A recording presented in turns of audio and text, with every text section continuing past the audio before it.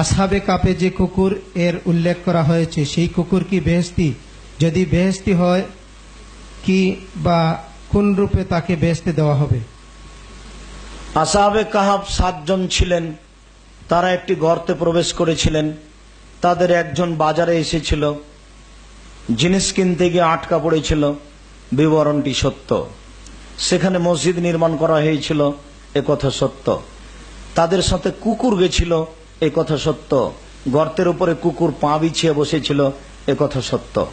তারা গর্তের ভিতরে যখন চলে গেল তখনকার পর থেকে আর কুকুরের বিবরণ নেই। তাদের সাথে কুকুর জান্নাতে যাবে, কথাটি একবারে নগদ মিথ্যা কথা, কোরআন মাজিদের আয়াতের বিরোধী। কোরআন মাজিদে আল্লাহ তাআলা বলেছেন যে আল্লাহ জাহান্নাম এবং জান্নাতে মানুষ আর জিনকে দিবেন। জাহান্নাম আর জান্নাতে আল্লাহ কাকে দিবেন? মানুষ এবং জিনকে। আল্লাহ জান্নাতে মানুষ এবং জিনকে দিবেন বহুবার বলেছেন, আল্লাহ রাসূলও বলেছেন। অতএব আসহাবে কাহাফের কুকুরটি জান্নাতে যাবে, এই কথাটি একেবারেই মিথ্যা কথা। হাজারো, খুব বেশি মিথ্যা, নগদ মিথ্যা। তার মধ্যে এটা একটা। সাবধান, কখনো বলবেন না, শুনলে তাকে ধমকাবেন, কথাটি কোরআন ও হাদিসের বিরোধী।